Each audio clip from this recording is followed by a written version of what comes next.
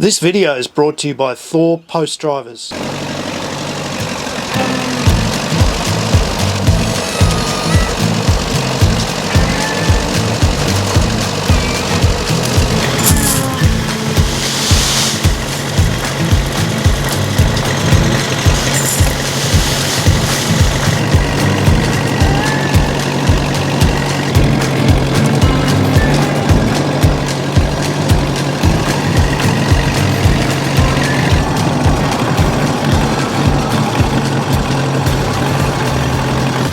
A lot of us know soil management, right? We go and get a soil test, we find out the pH, and if the soil's acidic, we put some lime on top to raise the pH back up, forget about it for a few years, and repeat.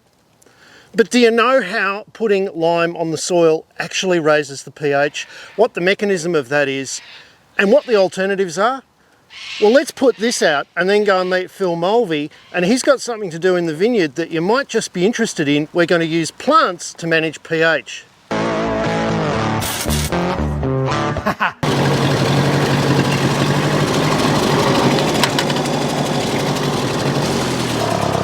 Phil! G'day, Tim. How are you, mate? Not bad. What a lovely old tractor. Oh, it's absolute pleasure, mate. There is nothing better than getting out on your property, on your tractor, and doing something useful. And I must admit, I learnt to plough on, I think, a slightly later version of this, because it had the split brakes to keep you up on the hill. Yeah. This one's got split brakes as well, Oh, okay. but they're on your heel. So you probably were on the 135. This is the TEA20. Yeah, I would have been the 135. That was a great thing to learn on. Now, Phil, I've been spreading some lime, mate. I noticed. Can we have a talk about that? I was going to ask you why you might be doing that. Because my agronomist told me that the soil was a little bit low in pH, and to keep my nutrient balance nice and even, I have to put some lime on. Okay.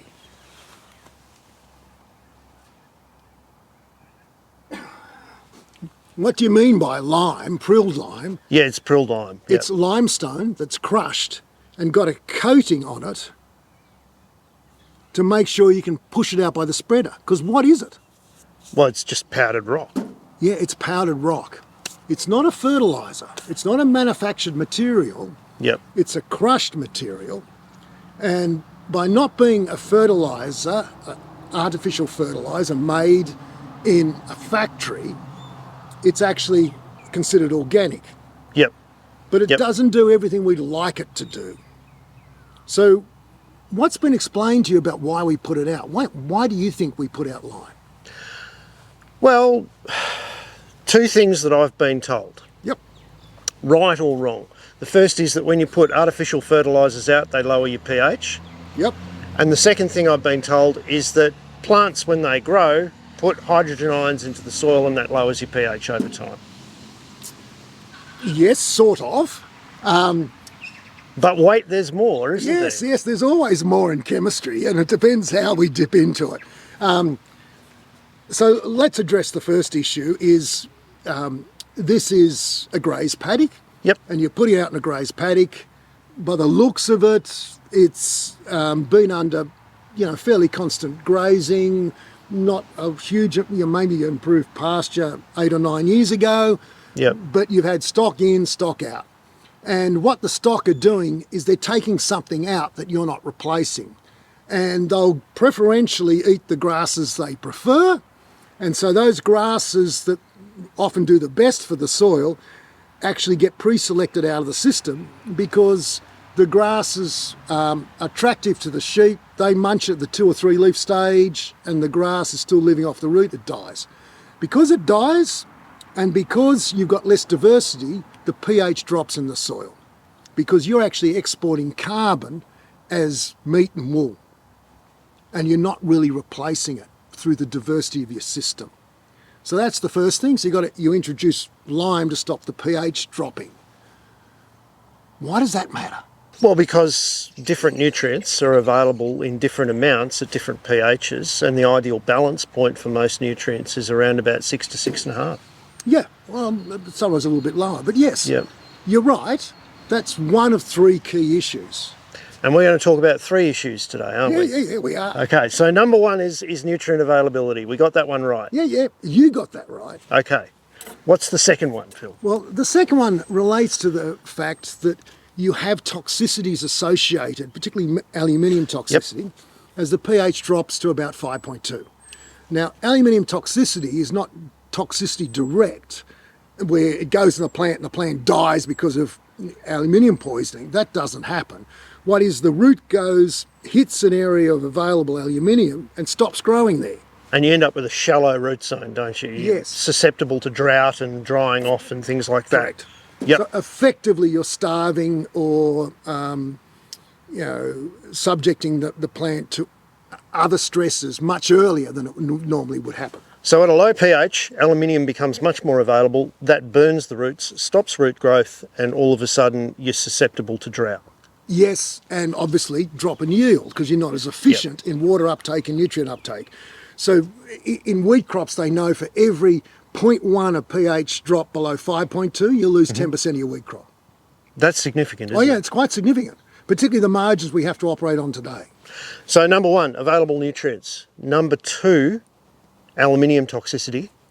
Well, Number 3. Number 3 is the most interesting of all, because number 3, a lot of farmers and land managers don't know about, and it is the most important in the long-term management of landscape.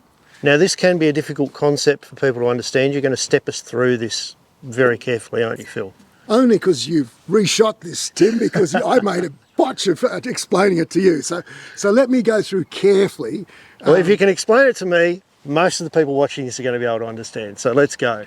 I reckon if you've got it, they've all got it. No, I'm giving you a hard time there. Look, the issue is to let's look at different types of soils. So soils, regardless of their parent material, come in more or less 2 types based on their charge. And the charge in the soil is what's called cation exchange capacity. Yes. And that's because certain particles, very, very small particles, which can be clay or other type particles in the soil that are down around micron size, so nanotechnology, if you like, so that very small size, those particles have a charge on them that's either inherent in the mineral to start with or changes with pH. Oh, so if we change the pH, we literally change the magnets in the soil. Magnets is an interesting term, but yes, we do. If we change the pH, we change the capacity of those particles to hold cations. And most of the nutrients a plant takes are cations. Okay. So calcium, potassium, magnesium are all cations. And even some of the trace elements, the significant trace elements are cations, not all of them, but some of them. So what you're dealing with is they're stuck to this material, and a plant knows by putting protons out, you talked about acidity before, how to release them from the particles they're stuck to. So the plant exports hydrogen from its roots to exchange them for cations that are stuck to the particles in the soil so that it can get nutrients. That's right. And the harder they're stuck, the harder it is for that plant to supply enough hydrogen to get those cations off the soil. And the plant can also put out, if you like, protons in organic molecules that allow that exchange to occur as well. Okay. So what you've got is you've got this exchange that's occurring where, it's like turning up to shop and paying $10 and getting a pint. They're expensive. Pints are expensive in Melbourne. Yeah. So you get a pint for $10. So you've got an exchange. Well, a plant has an exchange with the surface of these tiny particles, and they get they get cations from it. And as the pH changes, the price goes up. Well, you have less available. Yeah. So if the pH comes down, you actually have way less available. And you actually get to the point like a run on the bank where it's called 0 point of charge, where you actually get to, there's no capacity to have any storage on it anymore. And that happens a bit below 5. Now, what happens to the soil structure at this point of time? Well, this is really interesting because I've talked about these particles that have charge, and there's two types of charge, a permanent charge and a pH variable charge. Now, there's various things that have pH variable charges. There's, oxyhydroxides, which is a fancy way of saying the red colour in the soil, but there's also organic matter has a pH variable charge. Okay. And organic matter... That's like the glue that holds the soil together. That's exactly right. Organic matter has... a special type of organic matter is the glue that causes aggregation. Yep. Now, that aggregation relies on the charge to pull it together to the clays and pull all the clays together and create a pathway for fungi, hyphae, and for roots, or rootlets, or hairs off roots, to be able to get into and to get nutrients and moisture out. But so those little gaps and cracks in the soil, they're going to even supply oxygen to the roots, they're going to supply water to the plant. They're vital, aren't they? Yeah, they're vital, but they're vital not just for delivery of nutrients, not for just storing water, but for more infiltration of water. Yep. But they're also the glue that holds the fine particles to form slightly bigger particles. Gotcha. And to create mesopores. And it's mesopores where the most water is available to the plant. Macropores are free drainage, will go down below. So wormholes? Yeah, wormholes and things that in cracks and stuff. Yep. And micropores are the very fine pores in clay, which plants can't get water out of. So the link between pH and the variable charge on organic material is critical then? Well, it's critical even more so, because not only is it critical for infiltration, water holding capacity, it's critical in terms of the matrix of the soil, the texture.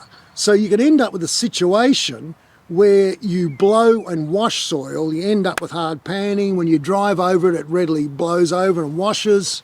It rapidly degrades in the sunlight because it doesn't have the right glues associated with it. So you have this situation when your soil becomes friable, blows and erodes. So if we allow our pH to drift too far, it's no longer about nutrients, it's about changing the charge on the organic material so that the soil collapses, all of those pores and the structure goes away and we end up with a hard pan, solid mass. Hard soil. I mean, you can look round, you can see that doesn't have aggregation. Sorry, Tim, but Yep. Well, I'm putting lime out. Yeah. Well, okay, you're putting lime out now. That's a really important thing to mention, because when you put the lime out, what you do is you correct the pH and the charge balance, but because the pH dropped to the point below 5, the fungi bacteria interrelationships to the roots that makes aggregation broke down, have been destroyed and been replaced with more acid-loving fungi. So the relationship and the connections are broken. Just because you lime doesn't mean you restore the biome. So that means that, yeah, you're liming, but now you're locked in to putting in fertiliser and lime, or liming more frequently is what's starting to happen. So once every 5 years, once every 4 years, once every 3 years, once every 2 years, because the pH keeps going down. So more frequent and higher applications of fertiliser and lime are a characteristic of soils breaking down and losing the vital microorganisms that are in them that keep them healthy. Safe, fast and effective, Thor drivers drive all types of posts. With no external moving parts, maintenance is one grease nipple, changing tools is a single pin. Easily fit them to tractors, skid steers and excavators. Accurate and powerful, you can fence almost anywhere. Rocks don't stand a chance with the optional penetrator. Check out Thor today. They're a proud sponsor of the Farm Learning Channel. Yes, let me put it this way so you can understand. You've got a tiny molecule of MAP, monoammonium phosphate here. Yep. Now, monoammonium phosphate means it's got one part ammonium, 2 parts hydrogen or acid to each phosphate. So that means you're actually putting acid straight in the soil. Now that acid is sitting side by side with the lime you then put in. So you've got sitting close to this little clay molecule, Yep. you've got acid producing, and then you've got lime producing. So though overall the soil is now neutral when you look at it, the actual pH gradient at very micro scales in disequilibria. So you've got this huge fight going on between acid and alkali, and what occurs in the middle is this neutralisation. This disequilibria drives the microbes nuts. So you end up with a situation they can't establish a balance to rebuild themselves. So only really, really resilient microbes can survive in that environment, and we know them as diseases. Pathogens, yes. So Phil, how do we fix soil pH without getting into a chemical fight that then ends up destroying our microbes, destroys our soil structure and causes disease, which we need to buy more chemicals for? Mind you, some people want you to buy more chemicals. Yeah, well, I don't want to. Okay, well, the good thing about chemicals is you can get a fast response, but it degrades your system with time. Yep, If you don't want to degrade your system with time, yep, there is an answer. And if you look to nature, nature corrects pH with diversity. yep, So diverse pastures, diverse rotational systems, systems that build up soil organic matter, systems that build up collaboration, additives you can do that encourage collaboration. Stop putting salts of acids out. And there are other solutions available that allow, and they're starting to be more readily available and price point available that allow you to do this. And then having what I call inoculants. And people go, oh yes, inoculants, you know. It sounds very sort of vague, but you're a science guy and you're into this. Why? Well, it comes from my background. I'm a soil scientist, but I fix degraded soil right around the world, and I fix it using organic matter and microbes, and particularly fungi. I don't actually directly add fungi. If I'm cleaning up contaminated sites in the UK or gasworks sites or chlorpyrifos factories, I never add microbes. I stimulate the community that's there. So the thing to do is to look at how do you go about stimulating the community that's already on the farm. And sometimes they need a lot of help. Well, I've got a vineyard. I've just put a seed mix into. I'm restoring the floor of the vineyard. More than one or two seeds? More than one or two seeds. Thank you. And I want to get out of this cycle of chemical dependency. Can we go and have a look at the vineyard and then talk about some of the species of plants that you would put into that vineyard to stimulate the natural biota that's already in the soil? Great, let's go and do that. So what do we got going on here, Tim? Well, I'm going a bit nuts in the vineyard today, Phil. It looks like you've already been nuts. And I'm putting in a couple of different grass mixes into the vineyard. I'm doing a mid-row mix that's got about 16 or 17 different varieties of seed in it from Ardent Seeds in Tasmania, and it's been made up specifically for areas of rainfall of over 700 mil. Yep. That are spring dominant. So it's got a species mix in there that's really good for looking after the mid-row of the vines. And then right underneath the vines, I'm putting in a cocksfoot and red clover mix, also from Ardent Seeds, that's going to dampen the weeds under the vines themselves without having too many grasses and things coming up into the canopy to make management of the crop difficult during the year. Okay. So I've got two zones. Now, I'm really keen to get out of this chemical cycle of adding lime and adding fertiliser on the vineyard, and I want to make it more organically based, and I also want to lower my diseases.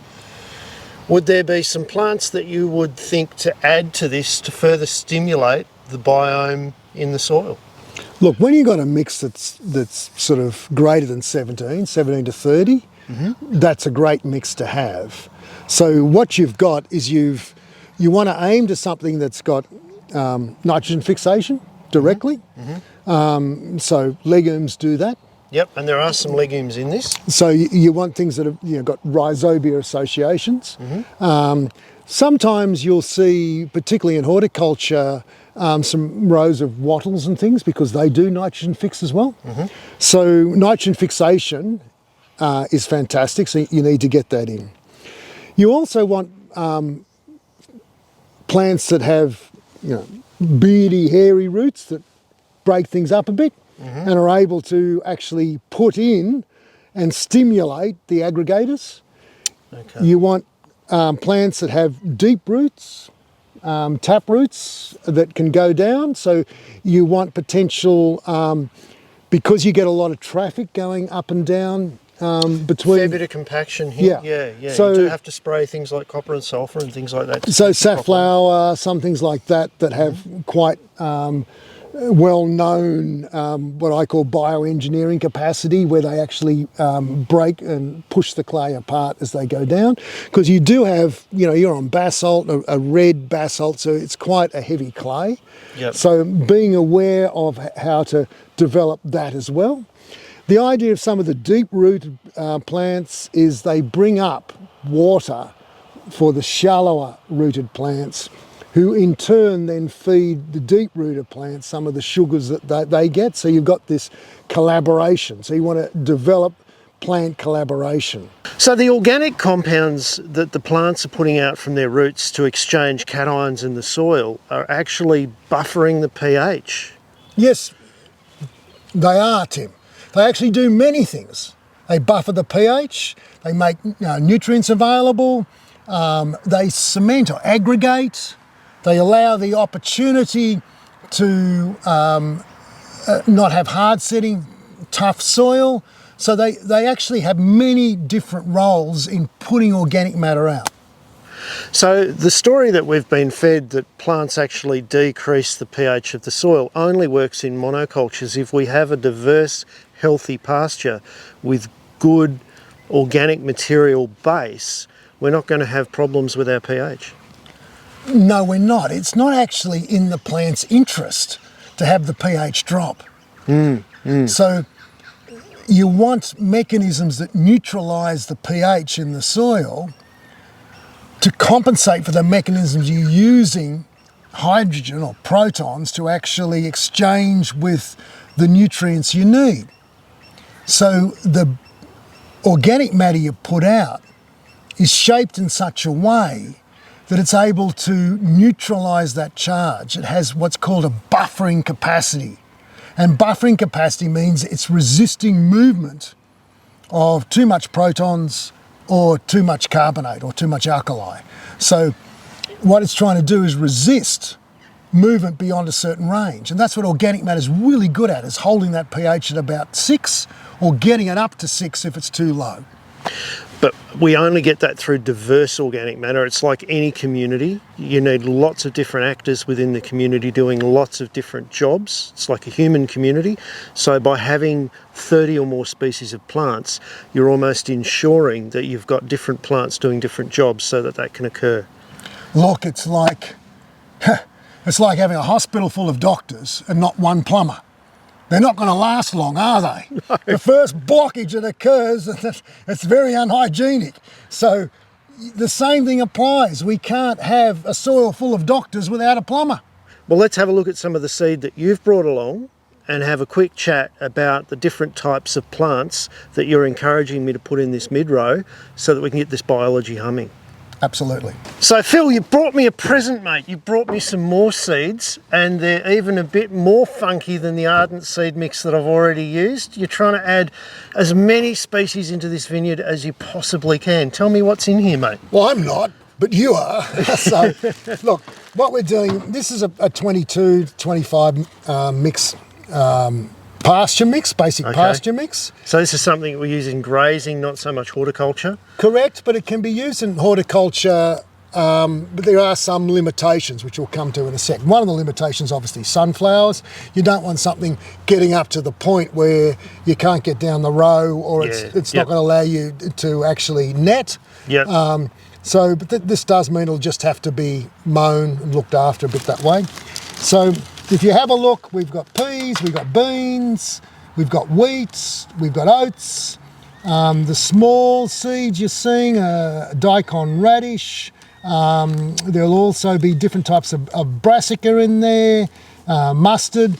So you've got quite a diversity that includes everything from your nitrogen fixers, your peas.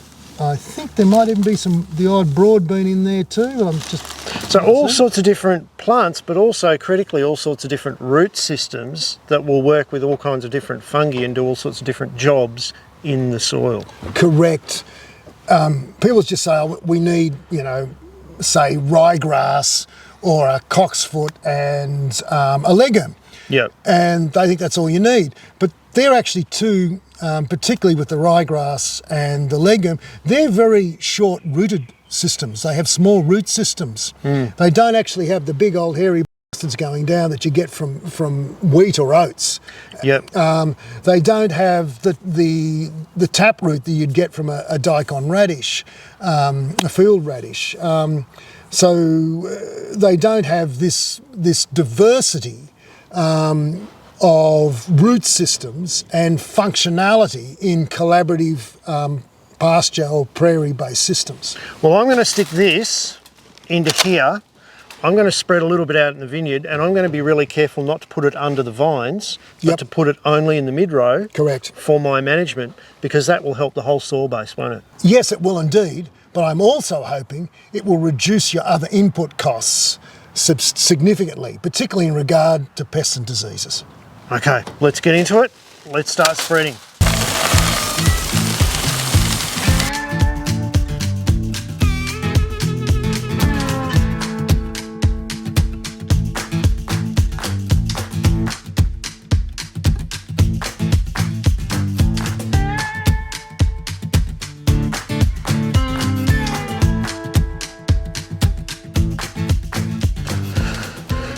What took you so long? I really enjoyed seeing you go backwards and forwards.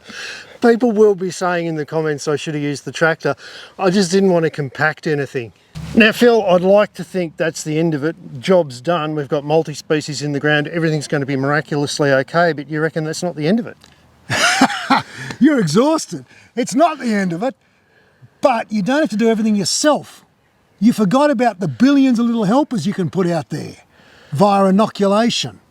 But that's another talk. Watch out for the next video on how to inoculate your soil with beneficial fungi, the microbe that people keep forgetting. Phil, we're going to have you back on the channel again before you know it, mate. Thank you very much for your time today. It's been a pleasure. Heaps. And it's been a pleasure watching you go backwards and forwards.